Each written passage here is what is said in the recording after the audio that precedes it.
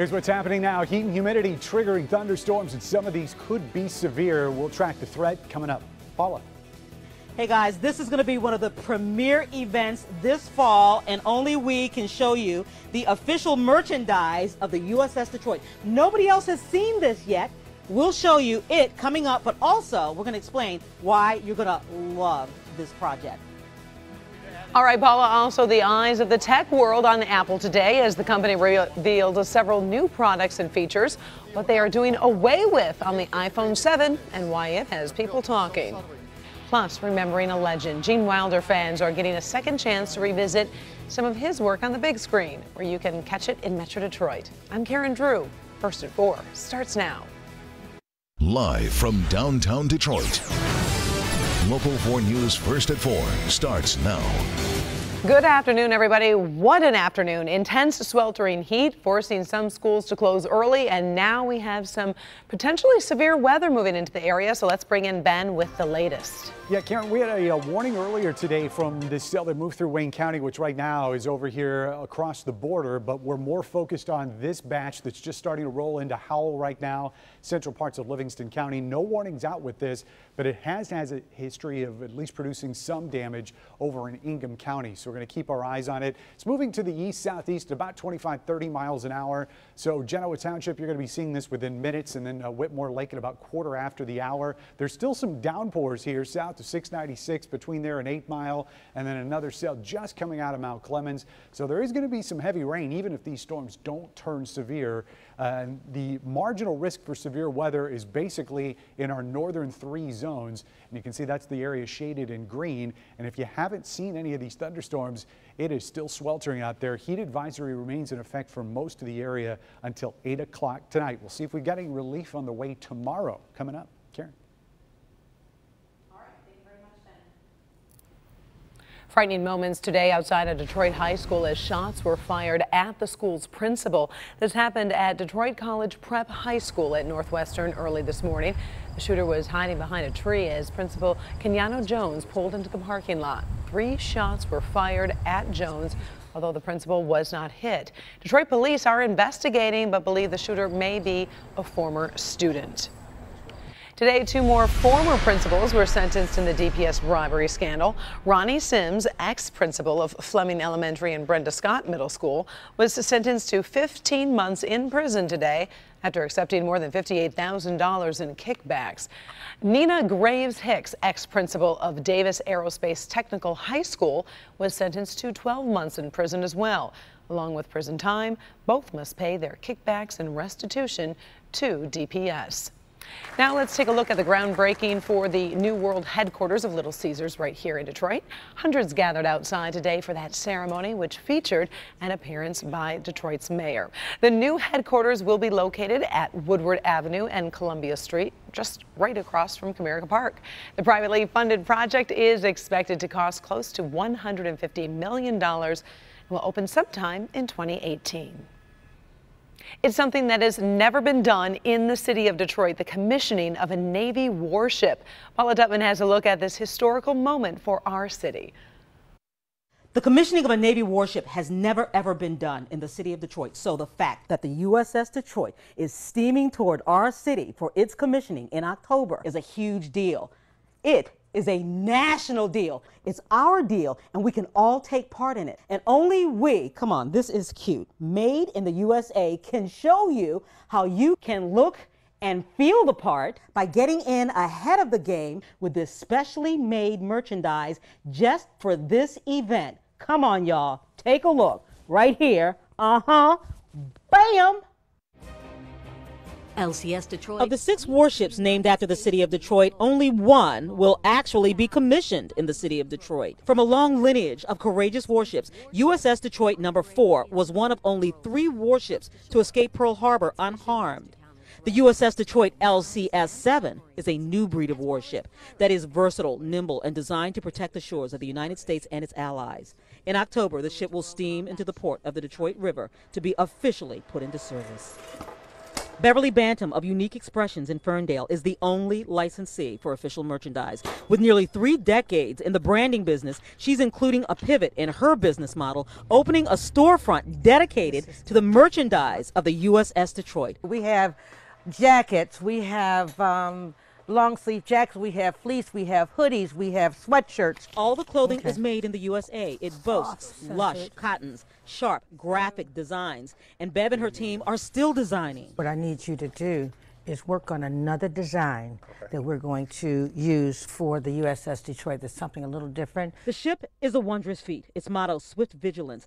Just this summer passed her sea trials. Freedom Class means she is a smaller, more versatile breed of warship. Littoral Combat means it's a surface ship built to hug shores and coastlines for intricate missions. She is fast and agile, capable of open ocean operations. It is the birth of a ship in a city reborn.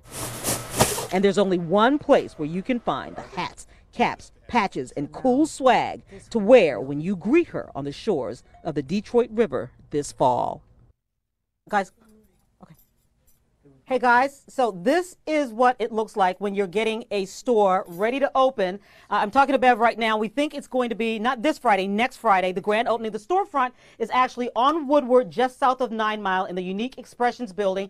But you can buy things right now online at the USS Detroit web store. I'll put a link on my Facebook page, Local 4 Paula Tutman, so you can order all over the country. But Karen, in the meantime, I picked this out for you because I know how much you love camo. I do. But then I saw these. I know that I saw these and I thought, hey, me and you on the roof after work, white wine. What do you say? I think a girls' night is definitely in store for us, Paula. I'll take you up on that. Thank you. Some really great stuff there. Thank you so much, Paula. Well, in San Francisco today, all eyes and ears were on Apple as the tech giant unveiled new products and features coming to its users, including the new iPhone 7. So let's bring in Kimberly Gill. She's in the newsroom working on this story. And everyone always gets excited when these phones are unveiled. And then sometimes we get angry because certain things change. And that's exactly the case this time as well, Karen. But finally, the speculation is over. The iPhone 7 will be available for pre-order starting September 16th, so that's a week from Friday. Apple's official introduction of the iPhone 7 came with a lot of new announcements. Apple says it's the best iPhone ever created. It has a new design with a high-gloss jet black mirror-like surface. Apple says the goal was to simplify the look of the phone as well as how users use it. With that in mind, the iPhone has a new operating system, the iOS 10. The new system will let users do more without pushing a button. For instance, you can simply just lift your iPhone to wake it. We've added Siri capability for apps from the App Store. So I can say, get me a lift to SFO. And you can book a ride with just my voice. How about that? The new iPhone 7 is not without controversy, though. A lot of people are upset that the phone will not have a traditional audio jack for headphones. Also, the iPhone will have a customizable home button, improved camera, and it will also be water and dust resistant. So if you want one, I guess you got to be on it come a week from Friday, Karen. Well, I always test that water resistant capability, so we'll see. Thanks, Kimberly. Sure. First at 4, we're on top of stories making headlines all around the world this afternoon. Let's begin in Paris, where police may foiled a terrorist attack after finding a car with gas cylinders inside it. Police discovered that car Saturday. It was parked near the Notre Dame Cathedral in Paris. 8 gas cylinders were inside the vehicle. Police arrested the owner, who is on an intelligence watch list for radicalized people. That person was released. Investigators continue to look for a motive, but say the suspect may have been testing a terror plot. A new federal study finds man-made climate change in the Gulf Coast did contribute to the Louisiana flooding. In the study, scientists used computer models and did the math. During the flood, more than 26 inches of rain fell in 1 week, nearly a foot of rain a day. Scientists concluded the climate change was present in the numbers, increasing the odds of such downpours from 30% to 240%. Moving now to New York, where the New York City Fire Department is honoring more of its members who died from illnesses related to the September 11th attacks. 17 fire department members' names were added to a World Trade Center memorial wall during a ceremony in Brooklyn on Tuesday. Each fallen member's name was read, then a bell rang. New York City's fire commissioner said those who survived 9/11 remained brave as their health suffered. On Sunday, it will be 15 years since the attacks. Today, Philippine officials are saying their president, Rodrigo Duterte, has met with President Obama. The officials say Obama and Duterte met privately Wednesday night in Laos before both were due to attend a dinner. The meeting was brief and comes just days after the Philippine president used some crude language to refer to Obama during a rant-filled speech. Those words led President Obama to cancel a more formal meeting. Ahead first at 4, a dynamic duo, a pair of pups going viral on the internet because of their unusual relationship, how they're helping make each other's lives better. Well, celebrities are touting the benefits of not washing your hair so often. But how long is too long to skip the shampoo? I'll have the answer coming up. All right, thank you, Doc. Plus, a county here in Michigan saw some pretty powerful storms yesterday. What county was impacted? And we've got some details on a pretty daring escape. The Scoop coming up all new on Local 4 News at 5 and 6. State investigation finds serious security lapses at local hospitals. It insists that patients and staff are at serious risks. The defenders reveal the violations today at 5 on Local 4. All right, thank you, Kevin. Look forward to that. Now, let's talk about storm damage over in Charlevoix County. Powerful storms across parts of Michigan left some residents in some really difficult situations. On Tuesday, strong winds and lightning in Charlevoix County knocked down several trees in the area, actually trapping some men who were working on a house and had to use chainsaws to free themselves. Now, fortunately, the weather is expected to lighten up there, but as we've been listening to Ben this afternoon, we have some areas that we're definitely keeping our eyes paid attention to today. Yeah, Karen, we had reports down in Wyandotte of at least one tree limb down there from that storm that rolled through earlier. Of course, this is what is grabbing our attention right now. Plenty of heavy rain and still some lightning in this line of storms. It's moving through Livingston and northern parts of Washtenaw County, moving to the east at about 25 to 30 miles an hour. No reports or no warnings out with this storm right now, but we are going to keep an eye on it as it continues to move to the east. Just off to the west of there, Stockbridge in Ingham County, they had reports of trees and power lines down. This was about 3:30 as that storm was just a little bit stronger before it rolled in to parts of Livingston County. This is from 10 Mile and Haggerty earlier this afternoon, and you can see even the places that didn't see the severe weather, they definitely got the downpours. This is video that we got in on storm pins of some of that rain that you apparently did not see.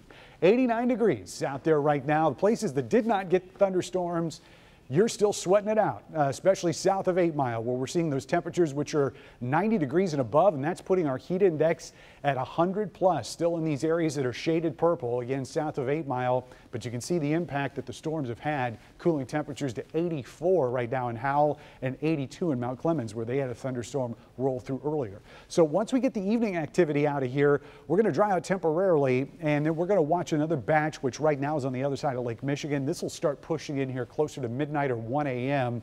It will weaken as it moves off to the east, and then that's going to transition to more shower activity for early tomorrow. Some of those could linger into the early part of the afternoon, but then we should dry out after that. Humidity not going anywhere, and even though temperatures will be slightly cooler tomorrow, it is still going to feel like 90 degrees plus in a lot of the area.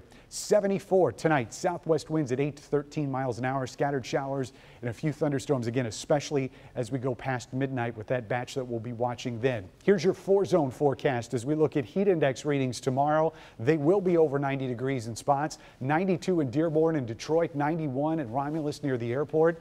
And our south zone tomorrow, a lot of 80s, 89 there in Lambertville and Blissfield, and still to the low 90s for those heat index readings in parts of Monroe County tomorrow. Slightly cooler as you get up to the north, anywhere between 86 in Flint and 90 for that heat index in Canton. And in our north zone, north of M59, we're looking at heat index readings between 85 and about 90 to the southern part of that zone. Temperatures cooling off. We'll see the big difference as we get towards the end of the weekend. Humidity drops and the temperature comes down, and we'll finally put an end to those showers and storms on Sunday.